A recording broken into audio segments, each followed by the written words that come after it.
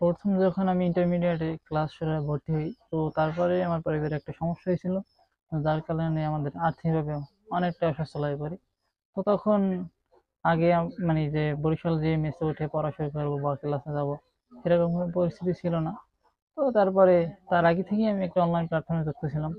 সেখান থেকে আমার পড়াগুলো রেগুলারলি চালিয়ে যেতাম আর কি। তো তারপরে আমাদের ফাইনাল, যে ইয়ার ফাইনাল পরীক্ষাটা ফার্স্ট ইয়ারে, তো সে কিছু আগে আমি বাসা নিয়ে বরিশালে উঠে আর কি।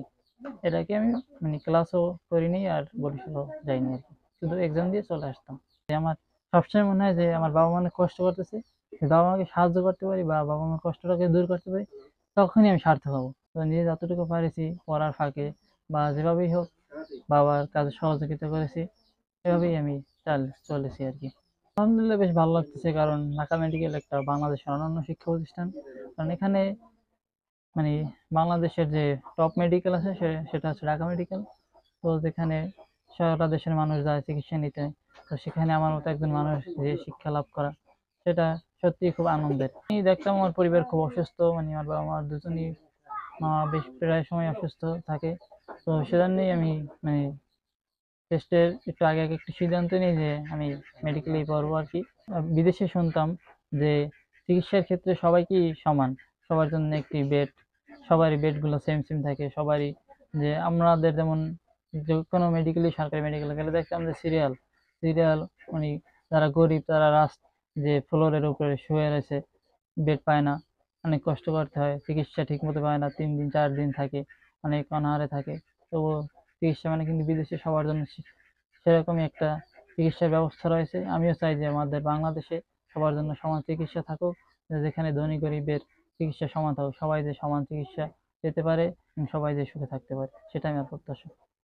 ইনশাল্লাহ এটা তো অবশ্যই করবো, কারণ যেহেতু আমি জানি যে অভাবটা কি বা অভাবে মানুষ কতটাই আর কি কষ্ট পায়।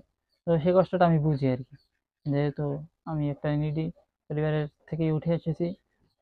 তাই আমি চাই যে মানুষের পাশে দাঁড়ানো। আমি সকলকেই বলবো যে মানুষকে বিনয়ী হতে আর কি, যেহেতু দুনিয়াটায় আমরা চিরস্থায়ী নয়। আমিও চাই যে যত বড় পর্যায়ে আছেন আপনারা মানুষের সেবা করারই চেষ্টা করেন, যে আল্লাহর দেওয়া হায়াতটাকে কাজে লাগান আর কি।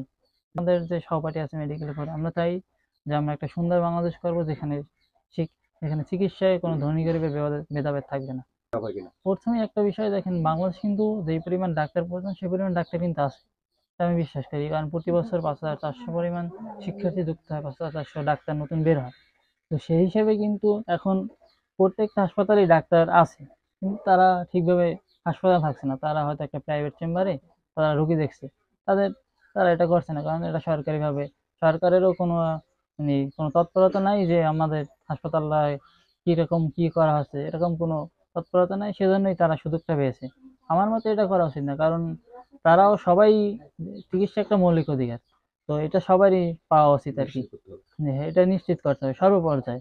এখানে ধনী গরিব এরকম কোনো কথা থাকা উচিত না, আমাদের সবাইকে সমান প্রায়োরিটি দেওয়া উচিত আমি মনে করি।